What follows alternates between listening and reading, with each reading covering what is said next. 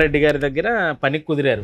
నౌకరీ కుదిరిన. మీ చేతితో చేసిన జాంగిరీ చాలా రుచికరంగా ఉంటదంట. ఎవరైనా వ్యాపారం చెయ్యాలంటే ఏం చేయాలి? కృషి, 2 పట్టుదల, 3వది నమ్మకం. ఈ 3 ప్లేస్ చేస్తే సూపర్ స్టార్. చివరిలో అదృష్టం. అదృష్టం ఉండాలంటారా? రాత్రి పగలు కష్టపడే వాళ్ళు కూడా ఉన్నారు పాపం, కానీ అదృష్టం లేక. కానీ ఇప్పుడు కొన్ని వందల వేల రకాల స్వీట్స్ ఇప్పుడు చేస్తుంటారు కదా మీరు, అంటే మీకే స్వీట్ ఇష్టం? మనకి ఇష్టం లేదు, మనం ఎట్లా నమ్మగలుగుతాం? తల్లిదండ్రి, గురువు, దైవం అనే 3 ఉంటాయి. కానీ తల్లిదండ్రి, గురువు, దైవం 3 అయినేనా? గౌరవం, పేరు అనేది కొంటే రాదు, మనం చేసే పనుల్లో వస్తుంది. హాయ్ అండి, అందరికీ నమస్కారం. నేను మీ శ్రీకాంత్. ఒక కూలీగా తన జీవితాన్ని ప్రారంభించి ఇప్పుడు ఒక బ్రాండ్కి అధినేత అయిన ఓ సక్సెస్ఫుల్ పర్సన్ గురించి ఈరోజు మనం తెలుసుకోబోతున్నాం. ఆయనే హైదరాబాద్లో మోస్ట్ ఫేమస్ అయినటువంటి బిచ్చారెడ్డి గీ స్వీట్స్ యజమాని బిచ్చారెడ్డి గారు. అసలు ఈ బిచ్చారెడ్డి గీ స్వీట్స్ జర్నీ ఎలా మొదలైందో తెలుసుకోవడంతో పాటు ఆ అదిరిపోయే బిచ్చారెడ్డి గీ స్వీట్స్ని మనం కూడా రుచి చూద్దాం రండి.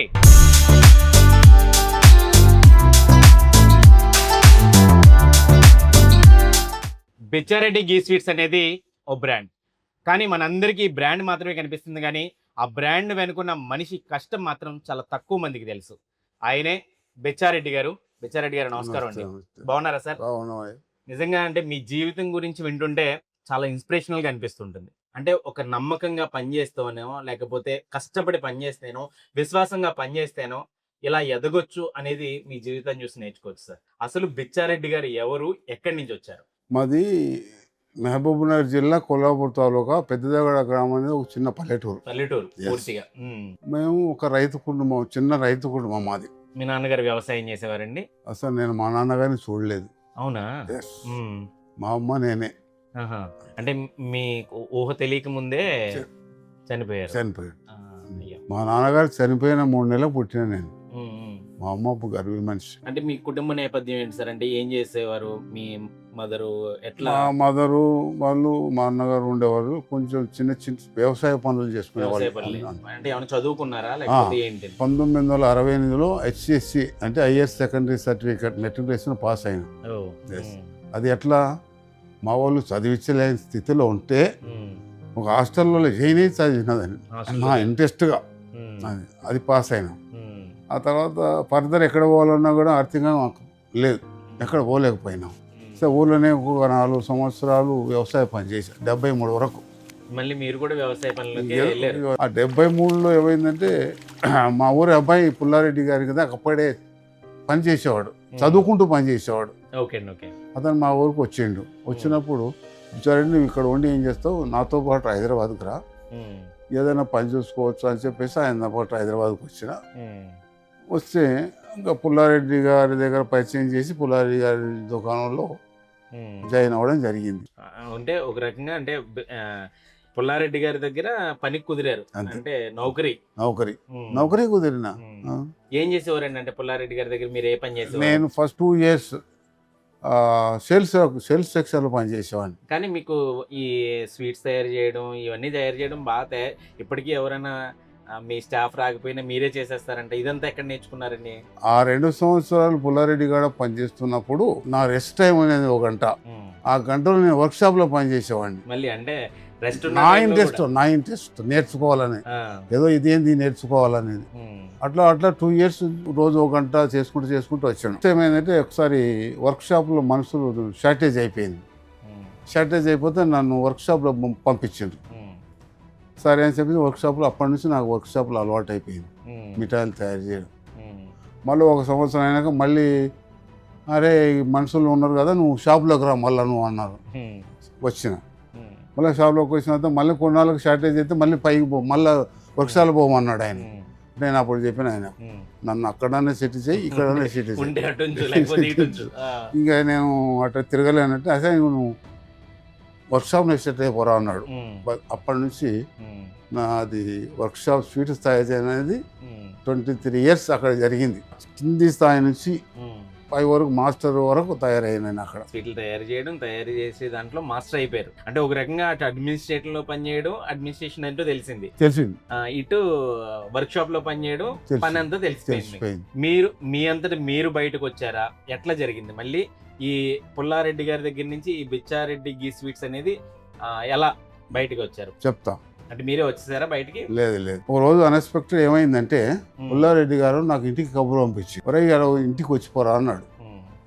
నేను అనుకున్నప్పుడు ఇలా ఏదో జరిగింది, నాకేదో చివాట్లు తప్పవు, ఎందుకు పెద్ద నన్ను ఎందుకు ఇంటికి పిలిపిస్తున్నాడు, ఏదో పొరపాటు ఎక్కడో జరిగినట్టుంది, ఇలా నన్ను చివాట్లు పెట్టిన ఇంటికి రమ్మన్నాడు అని చెప్పింది. సరే అని చెప్పి పోయినా. ఇంటికి పోయిన తర్వాత ఒరే నువ్వేమన్నా అంగడి పెట్టుకుంటావా అని అన్నాడు. అంటే నేను కొంచెం నవ్వినా. ఏంట్రా నవ్వుతున్నావు అన్నాడు. మరి నా పరిస్థితి ఏంటి, నేను ఆర్థికంగా ఎట్లా ఉన్నా, నేను అంగడి పెట్టే స్తోమత నాకు ఇప్పుడు లేదు కదా అన్న. అది నేనున్నా కదరా నీకు ఎందుకు అన్నాడు. సంతోషం, నేను ఉంటే నేను ముందు పోతా అన్నా. అది అప్పటి నుంచి స్టార్ట్ అయింది నాది. కానీ ఏ యజమాని ఏ పని వాడిని కూడా అలా ట్రీట్ చేయడం నేను వెళ్ళలేదు ఇప్పటివరకు. అంటే మీ టైంలోనే అలా జరిగిందే, మళ్ళీ అసలు అలా జరిగే రోజులు ఉంటాయంటారు అసలు? నిజంగా లేదు. అది ఎందుకో కానీ మరి ఆయనకి ఎట్లా బుద్ధి పుట్టించు అంటే ఒకటేంటి, నేను ఖచ్చితంగా నేను ధైర్యంగా చెప్పగలుగుతా, నేను చాలా విశ్వాసంగా పనిచేశాను ఆయన దగ్గర. ఎక్కడికి పోయినా కానీ నా పేరే చెప్పేవాడు అందరికీ, అరే మా దగ్గర బుచ్చారెడ్డి అని ఉండేవాడు చూడు, అట్లా లేకుండా ఉండాలి. ఆ విశ్వాసంతో అభిమానం సంపాదించుకున్నాను. ఒక పక్కన మీ గొప్పతనం, ఒక పక్కన ఆయన గొప్పతనం, ఈ రెండు కూడా కనిపిస్తున్నాయి. ఒక మనిషికి తల్లి తండ్రి గురువు దైవం అనే 3 ఉంటాయి. అవునండి. అవునా? పొద్దున్న లేస్తే ఫస్ట్ తల్లిదండ్రి, తర్వాత గురువు, తర్వాత దైవం. కానీ తల్లిదండ్రి గురువు దైవం 3 ఆయనే నాకు. మహానుభావుడు. పుల్లారెడ్డి గారు లేకపోయినా పుల్లారెడ్డి గారి కొడుకు రాఘవరెడ్డి ఇప్పటికీ మా అనుబంధం కొనసాగుతూనే ఉంది. నిజంగా అది మాత్రం గ్రేట్ అండి. అది ఆయన నేను మర్చిపోను, ఆయన నన్ను మర్చిపోను. కానీ బయట చాలా మందికి ఏమనిపిస్తుంది అంటే పుల్లారెడ్డి బిచ్చారెడ్డి కాంపిటేటర్స్ అనుకుంటా ఉంటారు. అట్లా ఎప్పుడు అనుకోరు వాళ్ళు అనుకోరు అసలు. అది చాలా మందికి తెలియని వాళ్ళు అయితే బయట ఏమనుకుంటారంటే ఇంచుమించు ఒకటే టైప్ పేర్లు ఉన్నాయి, ఒకేలా ఉన్నది, వీళ్ళు అది ఎప్పటి నుంచో ఉన్నారు, కాంపిటేటర్స్ ఏమో అని అనుకుంటూ ఉంటారు. కానీ కొంతమంది క్లోజ్డ్ పీపుల్ తెలిసిన వాళ్ళకి మాత్రం మీ గురించి మాత్రం చాలా, అది మాత్రం రెండు కుటుంబాల జర్నీ మాత్రం సూపర్. పుల్లారెడ్డి గారిది ఏమో కర్నూలు ఆంధ్ర, మీది తెలంగాణ. కానీ ఎట్లా కుదిరింది మీకు? అంటే ఆయన కర్నూలులో చాలా మంది ఆయన స్వీట్ షాపుల్లో కానీ ఇలాంటి చోట్ల ఎక్కువగా ఆయన బంధువర్గం ఉంటుందని నేను గతంలో విన్నాను. ఇంతమంది మధ్యలో మీరు ఎలా సర్వైవ్ అయ్యారు? అదే నాకు విచిత్రం అనిపిస్తుంది అండి. నేను పనిచేసినప్పుడు మొత్తం 99% వాళ్ళ బంధువర్గం వాళ్ళ మనుషులే. నేను ఒక్కనే తెలంగాణ వాడిని. అంటే దీన్ని బట్టి చూస్తే మీకు ఏమర్థమైంది అంటే నా కృషి, నా పట్టుదల అటువంటిది. అప్పుడు అది పనిచేసినా కూడా ఇది నేను ఒక నౌకరిని, ఇది నా పని కాదు కదా అనే ఉద్దేశం నాకు లేకుండా, అప్పుడు ఇది నాది అనే ఉద్దేశంతో చేసుకుంటూ వచ్చినా కాబట్టి అట్ట అంచెలంచెలుగా ఆయన కూడా నా పనితనాన్ని, నా విశ్వాసాన్ని గమనించి చివరికి నన్ను ఒక స్థాయిలో నిలబెట్టిండు ఆయన. ఈ రోజుకి ఎవరైనా రాకపోతే మీరే చేసుకుంటారని? తప్పకుండా నేనే చేసుకుంటున్నా. మనుషులు అంత ఊరికి పోయిండు, ఎవడు ఎక్కడ రాకపోయినా ఆ స్థానం నేను ఫిల్ చేస్తా. దానికి ఖాళీ పెట్టే సమస్య ఉండదు. మీ చేతితో చేసిన జాంగిరీ చాలా రుచికరంగా ఉంటుందంట. ఏంటండి జాంగిరీ బిచ్చారెడ్డి అని కూడా మిమ్మల్ని పిలుస్తారండి చాలా మంది. ఏంటి జాంగిరీలో అంత పట్టు రావడానికి కారణం ఏంటంటారు? నేను పుల్లారెడ్డి గారి దగ్గర కనీసం 10 సంవత్సరాలు నేను ఒక్కనే జాంగిరీ వేసేవాడిని. ఫస్ట్ ఆయన మాస్టర్ చేతి కింద పనిచేసేవాడిని జాంగిరీకి.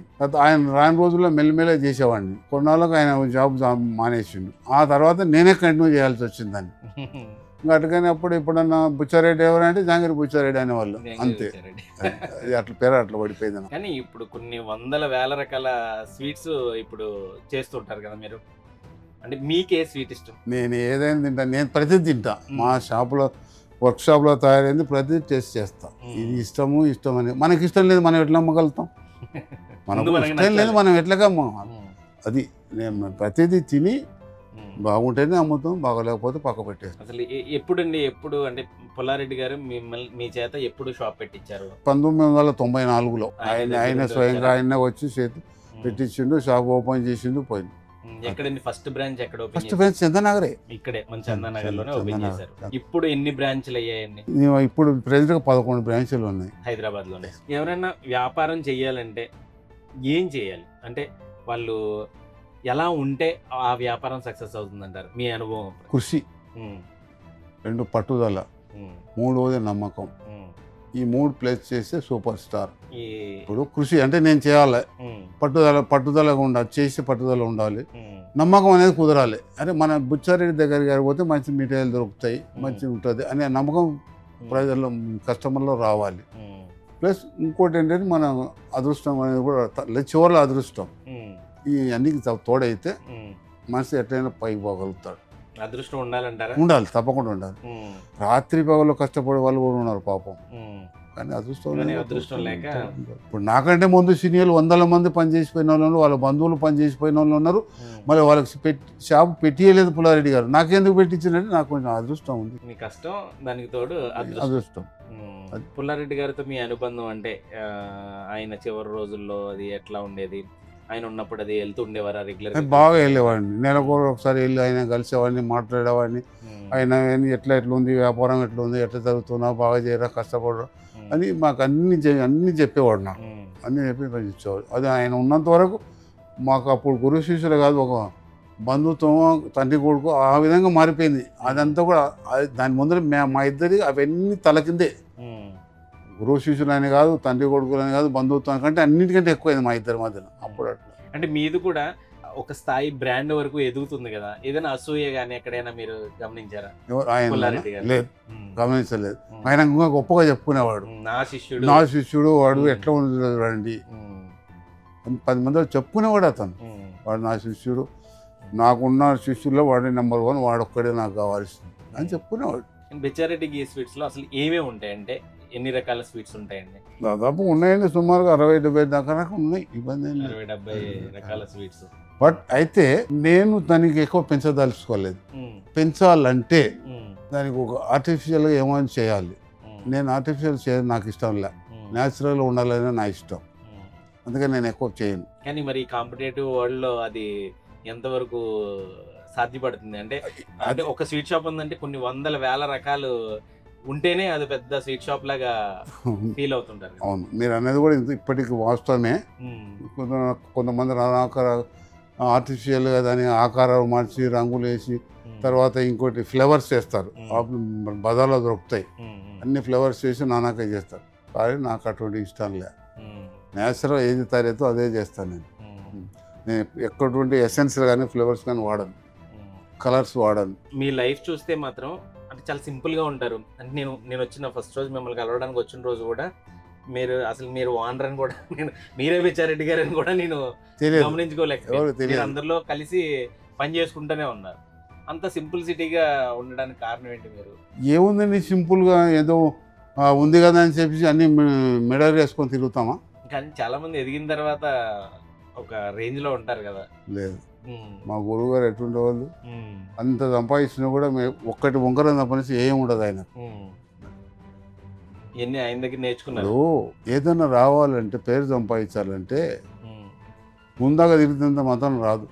గౌరవం అనేది కొంటే రాదు, గౌరవం పేరు అనేది కొంటే రాదు, మనం చేసే పనుల్లో వస్తుంది. అది నా కాన్సెప్ట్. కానీ ముందాగా తిరగాలి, మంచిగా ఏదో చేతికి గొలుసులు వేసుకొని, మెడలో గొలుసులు వేసుకొని తిరగాలి, అది అంటే ఏముండదు. నాకు సింపుల్గానే ఉంటారు. నా జీవితం ఏదో మొదలైందో చివరి దాకా అట్లే ఉండాలి, అది నాకు.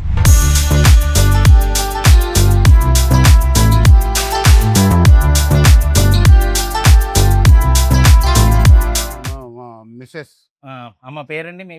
సుజాత గారు. సుజాత గారు, ఓకే. ఈవిడ కూడా మీకు హెల్ప్ చేస్తుంటారండి? మనుషులు లేకపోతే వస్తారు, చూసుకుంటారు, ఎన్ని చేస్తారు, పని చేస్తుంది. మొదటి నుంచి అలవాటు, పని చేసి అలవాటు ఉంది. అమ్మ బెచ్చారెడ్డి గారి గురించి ఏమంటారు? అసలు ఆయన ఎలా ఉండేవారు ఫస్ట్ లో, ఇప్పుడు ఎలా ఉన్నారు? మీరు ఏమంటారు అసలు? చెప్పాలంటే స్వీట్ షాప్ అంటేనే ఫ్యామిలీ వదుకొని చేస్తేనే మనం పైకి వస్తామండి. ఫ్యామిలీని వదులుకుని చేస్తేనే పైకి వస్తాం. ఇంకా మనం అన్ని సరదాలు అవి కావాలా, అక్కడ తిరగాలి, ఇక్కడ తిరగాలి, ఆడంబరాలు కావాలంటే కాదు. ఎంతసేపు ఇది ఒక్కటే చూసుకుంటేనే మనం పైకి వస్తాం అన్నమాట. అట్లా సార్ కష్టం అలాగే పడ్డారు. కారు పడ్డాడు, నేను పడ్డా. ఆయన ఎలా తిరిగితే, ఆయన తింటే, తాగితే, పంటే అట్లా షాపు పెట్టాలని ఒక సంవత్సరం తిరిగాడు. ఆయన నైట్ 3కి వచ్చినా 4కి వచ్చినా ఆయన కోసం మేలుకోండి, ఆయనకు అన్ని చేసి ఆయన ఎట్లా ఉంటే అలా. నన్ను చేసుకున్నప్పుడు ఏం లేదు. నన్ను చేసుకున్న తర్వాత ఆయన పైకి వచ్చాడు. ఇద్దరే కష్టపడ్డాం అనుకో. అన్ని ఆయనతో పాటు షాప్ పెట్టినప్పటి నుండి వంటలు చేసిన, వాళ్ళకన్ని కార్ఖానాలకు వంటలు చేసిన, టిఫిన్ చేసిన, బట్టలు తిన్నాం. మా వాళ్ళు అంతా ఇలా బావ కొడుకులు, అన్న కొడుకులు వాళ్ళలో అందరిని పెట్టుకొని అందరిని చేసాం. ఇద్దరిది ఓ మాట మీద ఒక ఇదిగా కష్టపడ్డారు, ఈ రోజు ఈ స్థాయిలో ఉన్నారు. డెలివరీ టైంకి కూడా నన్ను హాస్పిటల్ పెట్టి ఆయన పుల్లాడి కార్ఖానా పనిచేశాడు. మళ్ళీ రోజు వచ్చి అడిగిండు, పోయిండు. 2 కాన్పులు నాకు అట్లనే అయిపోయినాయి. మళ్ళీ ఆ విధంగా నేను ఇదే అన్నమాట. పని మనుషులు లేకుండా వంట అన్నీ చేశానుగా. కానీ నేను పడ్డ కష్టం ఒకరికి రాకూడదు అనుకుంటా, అంతే నాకు. నిజంగా బిచ్చారెడ్డి గారితో మాట్లాడుతుంటే అసలు ఆయన జర్నీ వింటుంటే మాత్రం చాలా ఇన్స్పిరేషనల్ గా అనిపిస్తుంది.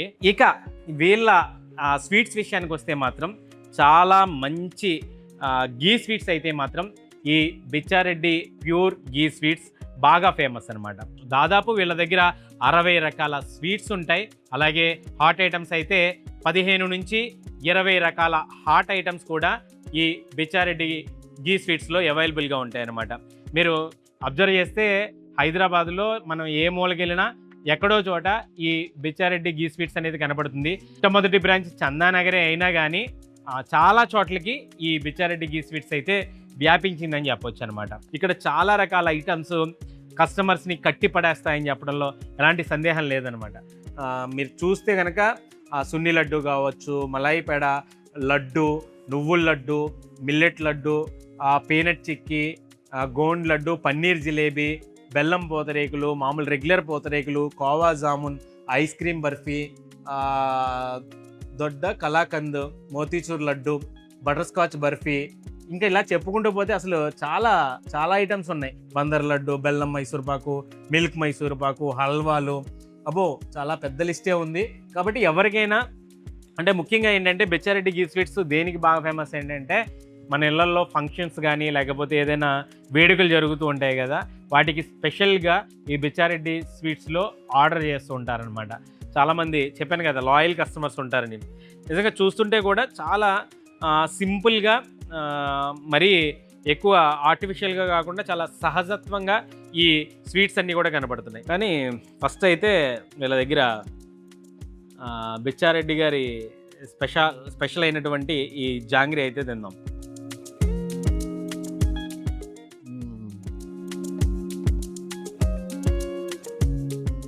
అబ్బబ్బబ్బా,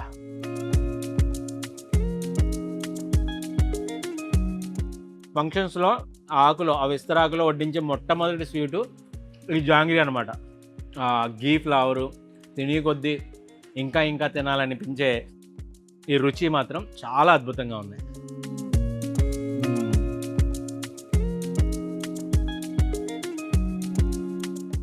జాంగ్రీ అట్లా నోట్లో పెట్టుకుని కరుగుతుంటే ఆ జ్యూస్ వస్తుంది మాస్టారు, అదిరిపోయింది.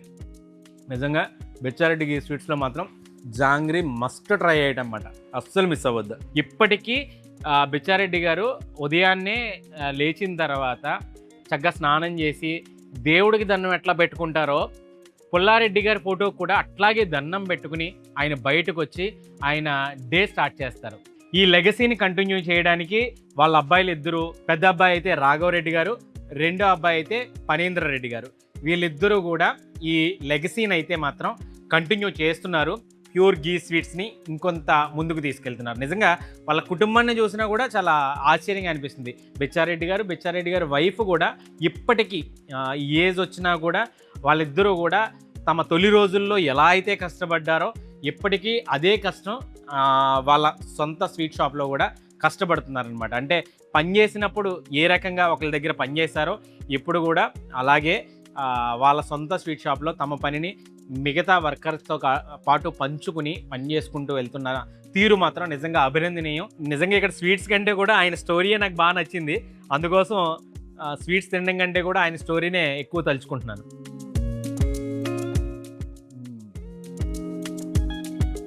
సమోసా కూడా చాలా బాగుంది. మేము వెళ్ళే టైంకి మార్నింగ్ సమోసాలు తయారు చేస్తున్నారు బిచ్చారెడ్డి గారు.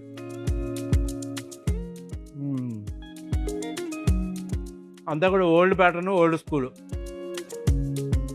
తింటుంటే మన చిన్నతనపు ఆ రుచులు గుర్తొస్తాయి. చాలా బాగుంది సమోసా. సైజు కూడా చాలా పెద్దగా ఉంది. వీళ్ళ దగ్గర ప్రైసెస్ విషయానికి వస్తే అంటే ప్యూర్ గీ స్వీట్స్ కాబట్టి వీళ్ళది మోస్ట్లీ 840 నుంచి వీళ్ళ ప్రైసెస్ రేంజ్ అయితే స్టార్ట్ అయింది. దాదాపు 1700 వరకు కూడా, అంటే కాజు ఐటమ్స్ లాంటివి ఉంటాయి కదా, మినిమం 840, మ్యాక్సిమం 1700 వరకు ప్రైస్ రేంజ్లో అయితే వీళ్ళ దగ్గర స్వీట్స్ అయితే ఉన్నాయన్నమాట. మనకి చాలా రకాలు ఉన్నాయి. ఒక 60 రకాల స్వీట్స్, 15-20 రకాల హాట్స్, ఇవన్నీ అందుబాటులో ఉన్నాయి. ఎవరైనా టేస్ట్ చేయాలనుకుంటే టేస్ట్ చేయొచ్చు. నెక్స్ట్ ఇదైతే కునాఫా. మనకి అన్ని గీ స్వీట్స్ ఉంటే ఇదైతే హనీతో తయారు చేస్తారట.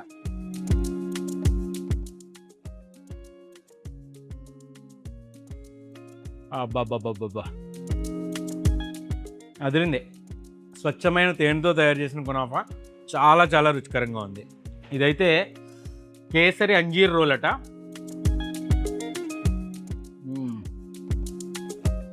ఒక్కొక్కటి ఒక్కొక్క ఆనిమిత్యం. మంచి స్వచ్ఛమైన నేతి మిఠాయిలు తినాలనుకునే వాళ్ళకి మాత్రం కేరఫ్ కోవాపూరి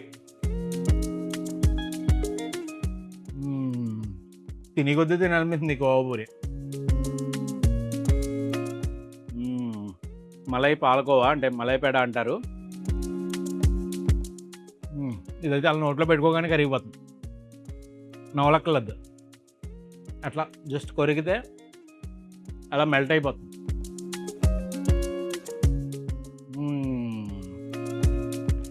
కాజు బర్ఫీ, కాజులో మంచి ఫాస్ట్ సేల్ ఐటమ్ ఇది. అందరి దగ్గర కూడా ఫాస్ట్ సేల్ ఐటమ్. వీళ్ళ దగ్గర కూడా చాలా మంచి ఫేమస్ కాజు బర్ఫీ.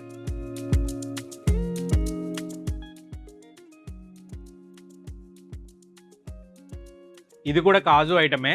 కాజు కమలట, అంటే కమల పువ్వులా ఉంది కదా షేపు, అందుకని దీని పేరు కాజు కమల్.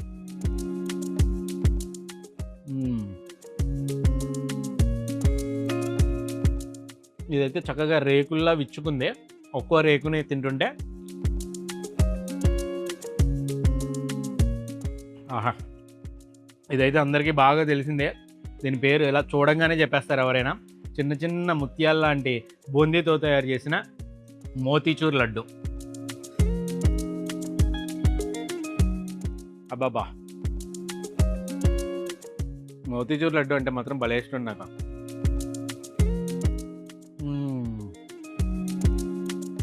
ఇది కూడా ఆల్మోస్ట్ అలా కరిగిపోద్ది. ఇక్కడున్న 60 రకాల ఐటెంలు, అందులో ఏదో 7-8 ఐటమ్స్ టేస్ట్ చేస్తున్నాను. బట్ ఒక్కొక్కసారి ఒక్కొక్కటి పట్టు పట్టాల్సిందే, అంత బాగున్నాయి స్వచ్ఛంగా. ఇదైతే మనకి ఎవర్ గ్రీన్ జిలేబీ.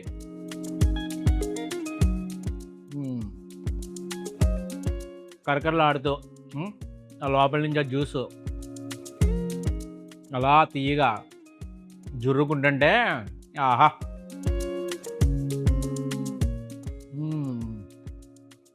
చక్కగా ఒక స్వచ్ఛమైన నేతి మిఠాయిలు తినాలనుకుంటే మాత్రం హ్యాపీగా బిచ్చారెడ్డి ప్యూర్ గీ స్వీట్స్కి అయితే వచ్చేయచ్చు అనమాట. ఆయన స్టోరీ లాగే భలే తీయగా ఉన్నాయి బిచ్చారెడ్డి గీ స్వీట్స్లో ఈ నేతి మిఠాయిలు. ఇది ఇవాళ స్పెషల్ స్టోరీ. ఇలాంటి మరిన్ని మంచి ఇంట్రెస్టింగ్ వీడియోల కోసం మన ఛానల్ అయితే సబ్స్క్రైబ్ చేసుకోండి.